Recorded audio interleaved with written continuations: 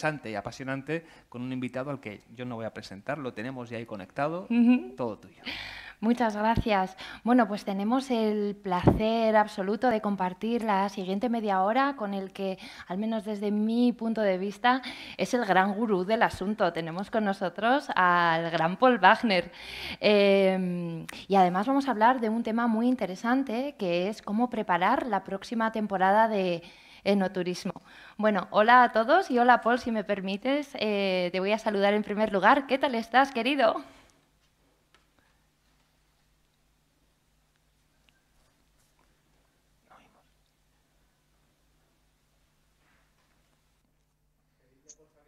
A ver, ahora sí. Estábamos muy atentos, pero no escuchábamos nada. Se nos ha parado el corazón. Sí, era como, oh, ¿qué pasa? ¿Qué pasa? Pues sí, aquí todo bien porque ha llovido mucho la semana pasada y ya sabéis que hemos tenido unos incendios pero horribles aquí en California y ahora estamos más seguros. Todo bien. Bueno, en este año tan extraño no hay nada que esté bien, pero todo bien. Bueno, todo lo bien que se puede, ¿no? Pues perfecto. Sí. Si me permites, Paul, te voy a presentar por si acaso hay alguien por ahí en este mundo que no te conoce, ¿vale? Venga. Claro. Paul Wagner es fundador y presidente emérito de Balzac Comunicaciones y Marketing. En 2018 le concedieron el Award Merit de la American Wine Society. Lleva más de 25 años dando clase en el Napa Valley College y también en el Culinary Institute of America. Es profesor invitado en muchas universidades y ha dado más de 80 conferencias en todo el mundo sobre vino, enoturismo, enología y marketing de vino. También ha coescrito varios libros, Wine Marketing and Sales, por el que ganó el Premio Gourmand Internacional en 2008, Wine Sales and Distribution, por el que ganó el Gourmand en 2019, y su tercer libro, Artisan Public Relations. También tiene un podcast con Rick Sussman que se llama Bottle Talk. Y en 2019 grabó un curso online súper interesante sobre vino que se llama The Instant Sommelier. Desde que se jubiló, ha vuelto a tocar mucho más la guitarra, normalmente unas 3 horas al día. Pinta acuarelas, practica ciclismo y sigue escribiendo libros sobre la industria del vino y está escribiendo una serie de novelas de misterio. Todavía enseña en el Napa Valley College y en el Culinary Institute. Y además trabaja con la compañía de cruceros Expedia en su línea Wine Club. Nada, así en 2 minutitos toda una vida resumida. Bueno, en primer lugar, muchas gracias por aceptar la invitación de Wineland y si te parece, yo creo que podemos entrar ya en conversación, ¿no? ¿Cómo no? Vamos a organizar esta breve charla en torno a 3 temas, ¿no? En primer lugar, vamos a hablar sobre visitantes, el gran temazo del enoturismo. Si tú le preguntas a cualquier bodega en España cuál es el perfil de visitante que le gustaría recibir en su bodega, siempre te hablan de ese matrimonio de Estados Unidos, o mejor todavía, si son suizos y tienen mucho dinero y vienen en coche, mejor. Y si vienen en autocaravana y con un remolque en el que quepa mucho vino, mucho mejor, ¿no?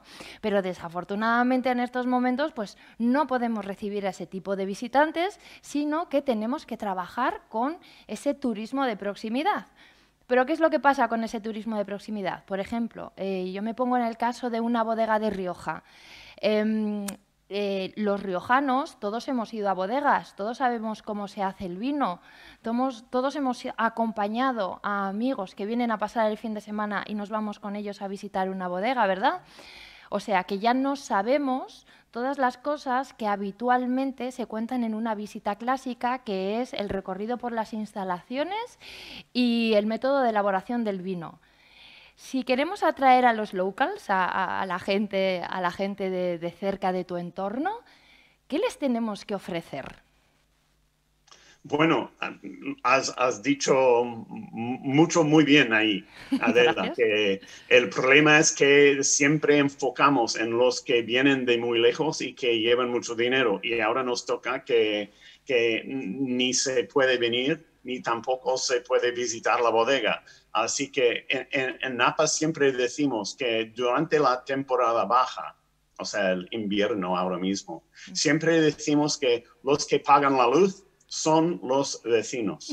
¡Qué bueno! Y en el verano vienen los turistas que nos permiten ganar dinero. Pero hay que pagar la luz todos los meses. Y entonces hay que ofrecer a los vecinos, a los locales, algo interesante. Y claro, como estuve en Priorat hace un año, con una reunión entre hoteles, restaurantes y bodegas de Priorat. Y las bodegas decían que nuestras visitas son fantásticas. Y los hoteles les decían que, mira, al llegar al hotel, los visitantes decían, vaya paliza de las visitas a las bodegas. Porque dicen que a la primera bodega vemos cómo se crece la uva, cómo se hace el vino, bla, bla, bla, bla, bla. A la segunda bodega vemos lo mismo. A la tercera bodega es como una multa que hay que pagar antes de catar el vino. Y claro, como has dicho, los vecinos ya saben, si son de La Rioja, si son de Priorat, si son de Andalucía, saben cómo crece la uva. Lo que hace falta es ofrecerles algo diferente, nuevo, y para mí lo más importante es que los vecinos son vecinos, deben ser parte de nuestra familia. Y en vez de contarles como si fueran visitantes de la Suiza con su Mercedes, tenemos que invitarles a juntarles, a unirles a nuestra familia, a contar cosas humanas. Y en vez eso resulta que hay que hablar menos y hay que escuchar más. Hay que organizar conversaciones en vez de ponencias. Porque yo como enseño cómo se vende vino, no se puede vender nada a nadie, pero sí se puede adivinar lo que quieren comprar y hacer lo posible. Y entonces para adivinar lo que quieren comprar hay que escucharles. Entonces, mucho más pregunta, mucho menos contar, y en vez de convencerles de lo bueno que somos, hay que hacerles amigos por mostrar interés en su vida. Y eso resulta que es un programa bastante diferente de lo que hacen las bodegas ahora, pero es absolutamente la manera de atraer a los vecinos y no solo atraerles, sino hacerles, digamos, misioneros, discípulos, apóstoles de nuestra bodega que pueden ir al campo y continuar la palabra buena de nuestra marca, de nuestra bodega y de nuestros vinos. En inglés hay un dicho, ¿no? Si quieres ser interesante, interésate. Y para interesarte, sí, lo que tienes que hacer es preguntar y luego utilizar eso que todos los seres humanos traemos de serie, que es 2 orejas y una boca, que deberíamos utilizar al menos en esa proporción, escuchar el doble de lo que hablamos. Pero parece que en el enoturismo nos cuesta un poco.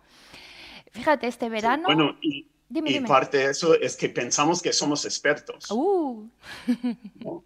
Expertos en el vino, y entonces eso nos da mucho orgullo y tenemos que explicar todo. Resulta que, o sea, lo que yo diría es que al consumidor no le interesa tanto cómo se hace el vino. Porque ya sabe que se crece la uva, se hace la cosecha, hay una fermentación, sale el vino, bien, ya lo entiendo. Ahora, lo que quieren saber es por qué haces este vino. Claro. ¿Qué es la visión? ¿Qué es el sueño que tienes? Y nunca hablamos de nuestros sueños, hablamos de nuestra tecnología. Y es un gran fallo. Sí, estamos demasiado centrados en el qué y en el cómo y nos falta el por qué. Demasiado centrado en los objetos y no en los sujetos. Contamos muchas cosas. muchos procesos. Quizá en ese aspecto técnico en el que en el mundo del vino todo el mundo se siente más cómodo en hablar de lo técnico, de los métodos de elaboración, de los suelos y no tanto de las emociones. Yo creo que es porque nos parece que es menos profesional hablar de emociones que de objetos. Yo diría al revés, al contrario, que la culpa tienen los enólogos. Cuando Apple vende un teléfono nuevo, nunca meten los ingenieros en los anuncios a explicar cómo funciona el teléfono. Sí, es cierto. Porque no queremos saber cómo funciona el teléfono, queremos saber lo bueno que es, lo romántico que es, las fotos fantásticas que hace. Sí, y eso es lo que muestran. Si queremos ser profesionales, tenemos que ser profesionales en vender también, no solo en hacer el vino, sino también en vender el vino. Y de eso debemos aprender de Apple y explicar menos cómo funciona el teléfono y mostrar lo bueno que hace para nuestra vida. Claro, totalmente. Deberíamos hablar de beneficios. Yo en alguna ocasión te he oído hablar de, para explicar esto, de la anécdota o por lo menos de la historia, la metáfora de Elton John. ¿Nos la podrías contar, por favor, de cómo...? Perdona, no te entendí bien. Sir Elton John, que yo te he oído contar en alguna ocasión, que cuando, por ejemplo, ¿no? Si ahora preguntásemos a nuestros oyentes, ¿a cuántas de las personas que están escuchando esta charla, bien sea en directo o la grabación, les gusta, conocen a Elton John? Bueno, pues la mayoría levantaríamos la mano porque conocemos a Elton John, ¿no? Y de los que estamos aquí presentes, ¿a quién le gusta Elton John? Bueno, yo dudaría si levanto la mano o no. A veces, algunas canciones en algunas ocasiones. Sí. Y de los que estamos oyendo, ¿quién conoce cómo se ha fabricado el piano que toca Elton John? Sí. Pues nadie. Sí. Pues puedes saber a lo mejor que toca un Yamaha o un Steinway, ¿no? Pero no sabes que esto es. Sí, y otro ejemplo que uso como soy guitarrista es Eric Clapton. Todos conocemos a Eric Clapton, guitarrista fabuloso. ¿Qué tipo de cuerda usa en la guitarra? Y la verdad es que ni siquiera los guitarristas lo saben, porque eso no importa. Lo que importa es lo que sale de la guitarra, la música, el encanto. Y debemos hablar del vino de la misma manera, que no hay que saber ni cómo se construye un piano, ni cuántos meses se ha pasado en roble el vino que vendemos. Lo que hay que explicar es cómo nos hace sentir.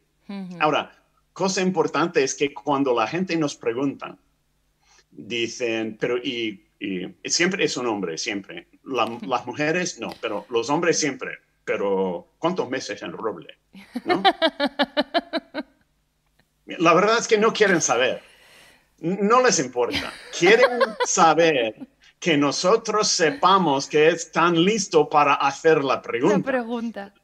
Siendo profesor, siempre hay un estudiante en la clase que hace preguntas no para saber la respuesta, sino para mostrar su majestad, ¿no? Y a ese señor siempre mentimos. Le decimos, bueno, 18 meses en roble francés, que es pura mentira. Porque cualquier enólogo te dirá, bueno, la mayoría en unas barricas francesas, pero metemos un poco en roble americano, por si acaso me gusta más un poco del sentido de ese. Y siempre metemos un poco en un tanque de inox porque si tenemos demasiado roble hay que refrescar el vino un poco. Y después de hacer toda la mezcla y el asemblaje y todo, llegamos al punto de decir que debemos sacar un 2% de esa garnacha que está por ahí, porque eso también añade un poco al aroma. Y después le miramos a la cara y decimos 16 meses en roble francés. Es una mentira. Así que eso me parece todo la misa en latín, ¿no? Que todos los católicos lo miran y decir, mira, pasa algo importante ahí, pero no entiendo ni una palabra. Sí, Pero parece muy importante, ¿eh? Sí, es cierto. Pero así no se puede comunicar. Se puede impresionar, pero no se puede comunicar. Yo siempre digo, el marketing no es impresionar, es seducir.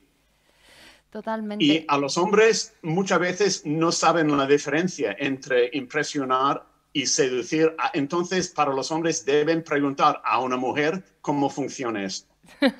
Ahora que hablas de comunicar, que yo creo que es el segundo gran punto que deberíamos tratar en esta conversación, yo te he oído muchísimas veces decir que tenemos que establecer relaciones con la gente que viene a visitarnos a nuestra bodega, y en este momento yo creo que esas relaciones no pueden ser meramente transaccionales. No podemos estar en estos momentos en los que hay tanta gente pasando un momento difícil basándonos únicamente en el cómprame, cómprame, cómprame, aunque estemos en Navidad, ¿vale? Que Sí. es el momento álgido del vino. Tiene que haber también un momento y un equilibrio en esos contenidos, ¿no? Creo que a pesar de que muy poco a poco, pero sí que es cierto que las bodegas evidentemente se han incorporado al mundo de las redes sociales, es cierto que utilizamos esos nuevos soportes, bien sea mi nuevo post en mi blog, el nuevo Reels, el nuevo Story que subo a Instagram, lo que sea, pero seguimos hablando de todos esos contenidos que estábamos diciendo hace un momento, ¿no? Siguen siendo los contenidos de siempre. O sea, o bien hablo del ciclo vegetativo de la viña y en estos momentos estoy vendimiando, estoy podando, el lloro de la viña, la floración, lo que sea, pero estamos utilizando los nuevos soportes, las nuevas herramientas para contar los contenidos de siempre.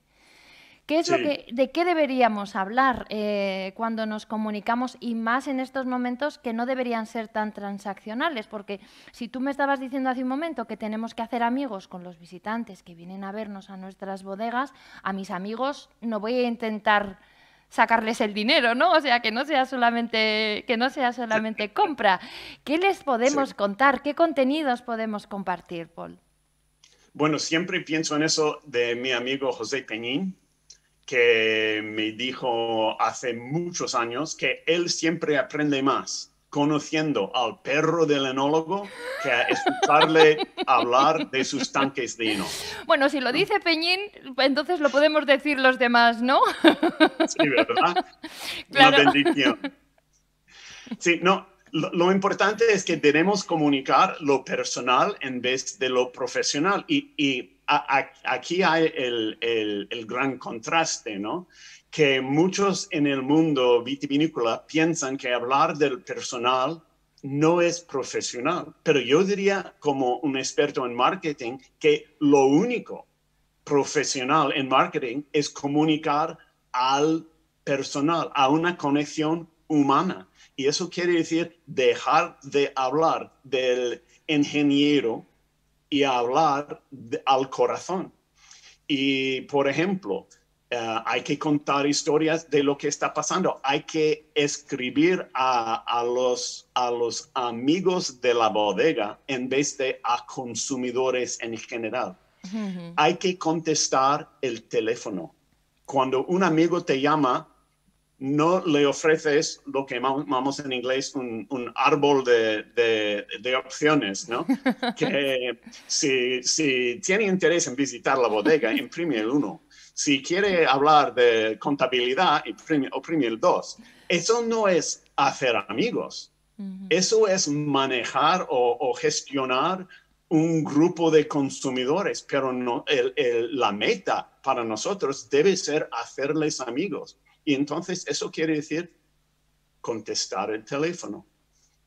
Tengo un amigo que tiene una bodega muy pequeña aquí en Napa y no puede contestar el teléfono porque es el solo que es el personal total de la bodega. pero su mensaje en el teléfono dice, hola, soy Sheldon. No puedo contestar el teléfono porque estoy o en el viñedo tratando a las viñas o estoy en la bodega tratando a los barriques. Pero si me dejas un mensaje, te prometo que al volver aquí a comer mi almuerzo, te llamaré. Eso sí es comunicar. Eso sí es mostrar que soy una persona humana y no una máquina. Y entonces, a cada oportunidad de hacer esa conexión humana, hay que buscar manera de hacerlo. Por favor, no me muestres fotos de inox. No, oí o leí el otro día de una bodega que hizo un gran esfuerzo porque hicieron una grabación para YouTube para mostrar cómo es vivir en la bodega. Y la primera película que mostraron, cavaron un agujero en el viñedo a mostrarles el tipo de suelo que tienen en el viñedo, ¿no? ¡Qué aburrimiento! Ni un profesor de geología se interesa en eso. Pero es que, un momento, si hay algo que puede fascinar a un enólogo, es una calicata, o sea, esa calicata, la edafología es fascinante. Pero claro, pero eso pasa porque se ponen en su propia cabeza y no en la cabeza, en lo que tus visitantes quieren saber de ti. Es que es un ejercicio de generosidad. El problema, Adela, es que los enólogos no compran vino. Totalmente cierto. Si ellos quieren vino, llaman a su amigo a decir, oye, te cambio 2 botellas de la mía para 2 de la tuya y ya estamos. Claro. ¿No? Entonces, dejar de vender a enólogos y vender a gente que quiere escuchar una historia. Mucho mejor contar la historia del gato que vive en la bodega que cavar agujeros en el suelo. Más rentable, además. Yo creo que esto habría que plantearlo en términos de rentabilidad. Y ya lo hemos hablado en alguna ocasión nosotros, pero creo que en las escuelas de enología les deberían enseñar ventas y storytelling para ponerse un poco luego en la mente de a quien les tienen que vender, ¿no? Y si no los enólogos, por lo menos gente de la bodega, ¿no? Otro ejemplo, yo tenía un cliente aquí que todo su terreno lo hicieron por sistema de biodinámico y todo, y querían contar eso a la gente. Y me contaron que usamos muy pocos pesticidas, muy pocos herbicidas, que la cantidad de química aquí es mucho menos, tal. Y me dio un susto. Deja de hablar de químicos. Y entonces les pregunté, ¿tenéis hijos? ¿No? Sí, tenemos uno de 3, otro hija de 4 y un chico de 9. ¿Y ellos juegan en el viñedo? Jueguen en el viñedo. En el verano de vez en cuando hacemos una tienda de camping y dormimos todos en el viñedo ahí en medio de las viñas. Digo, eso sí es como se comunica el biodinámico. No en hablar de cantidad de químicos, sino de hablar del corazón, de la familia y de la experiencia de vivir en un campo que está equilibrado a la naturaleza. Totalmente. Bueno, hemos hablado en la primera parte de los locals, o sea, de la gente de nuestro entorno. Hemos hablado también de comunicación y yo creo que por último, para preparar la próxima temporada, también deberíamos dedicar nuestra atención y nuestros recursos y esfuerzo a la formación, ¿no? Porque es cierto que durante este tiempo no podemos hacer lo que habitualmente hemos hecho, sobre todo durante la pasada campaña. Dijéramos que ya en Navidad está ya pescado vendido, ¿no? Ya está hecho lo que había que hacer. pero ahora lo que tenemos es tiempo.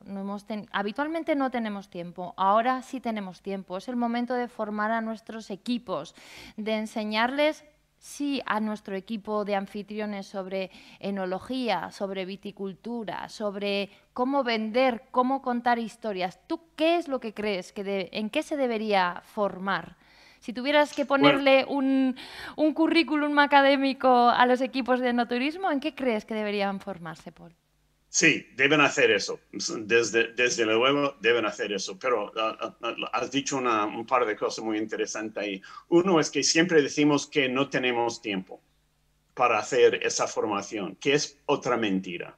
Tenemos tiempo, lo que pasa es que no queremos hacerlo porque no nos interesa tanto, que es un gran fallo. Y no hay otra industria en hospitalidad sí.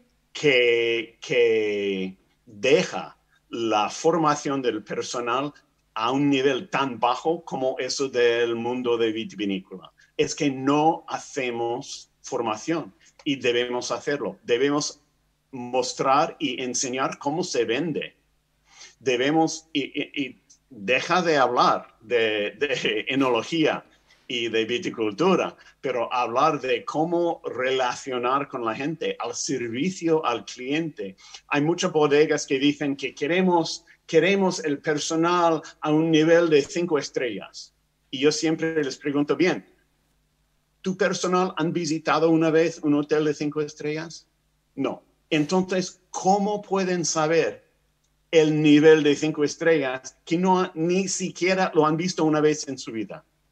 Y entonces, sí, a esa temporada hay tiempo y buscamos cosas que hacer, porque claro, como no vienen visitantes, hay tiempo. Y entonces yo tengo un currículum de unos 12 temas, desde ¿cómo se dice? El servicio profesional del vino, cómo se debe hacerlo y dejar de eso del sommelier, que lo hace mal y lo hace muy formal y no entiende por qué lo hace y después dicen, yo tengo que enseñar a los demás cómo servir el vino porque no lo entienden y deben escuchar a mí. Pues no, hay un sistema muy bueno para servir el vino, pero hay que enseñarlo a nuestro personal. Hay cursos del organoléptico. Por Dios, nunca dices la palabra organoléptico a un consumidor. Te mato. Te prometo, te mato. Pero es interesante que los gran expertos en el organoléptico hablan del vino de una manera muy diferente del sommelier normal. Dicen que hay influencias importantísimas fuera de la copa del vino que nos afectan, pero muy fuerte. Y entonces hay que explicar a la gente cómo es el gran profesor Brochet en Bordeaux habla de cómo se cata un vino y siempre muestra que si sabemos cualquier detalle del vino, eso afecta cómo sabe el vino a nosotros. Uh-huh. Fascinante.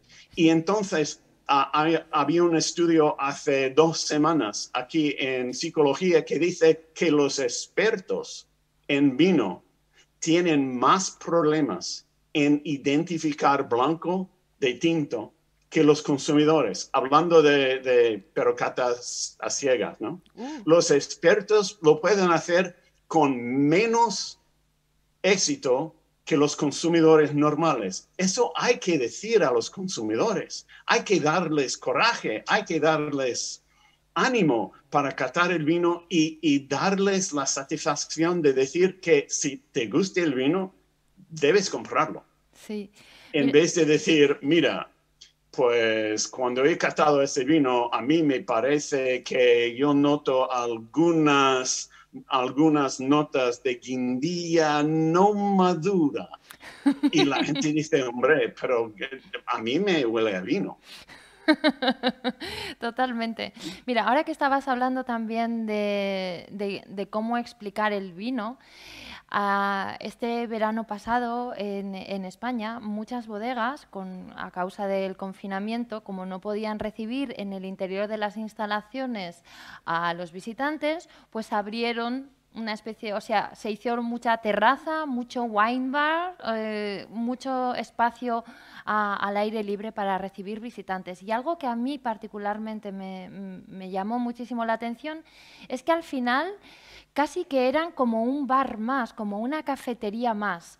No se hacía esa aportación de valor, no se enamoraba, no se inspiraba, no se comunicaba el vino, sino que era como ir a un entorno probablemente mucho más bonito, quizá con unas vistas a los viñedos maravillosas, pero toda esa parte de trabajo que, por ejemplo, se hace magníficamente bien en Napa, de comunicación del vino, de inspiración, de seducción, si quieres, aquí se perdió.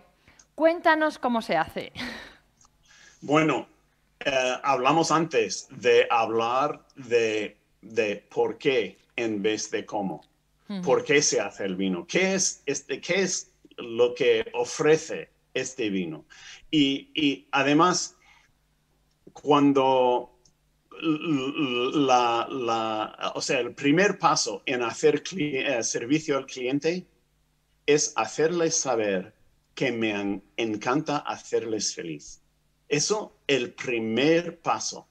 A mí me encanta hacer a la gente feliz. Y entonces, de ese punto empieza ya la conversación. No la ponencia, sino la conversación. Me encanta verles aquí hoy. ¿Cómo puedo hacerles una visita magnífica? Y de esto empieza ya el servicio al cliente. Y hablar no de roble, ni de tanques, ni de clones, ni nada de eso, sino hablar del sueño del vino. Que el bodeguero, o sea, el enólogo no quería hacer este vino, pero su mujer decía, mira, cuando yo hago los callos a la madrileña, yo necesito un vino para servir con los callos a la madrileña. Que me hagas un vino. Y entonces el enólogo pues ya tenéis una historia, ya hay personas. Las historias, los cuentos, no se puede contar de cosas. Solo se puede contar de personas.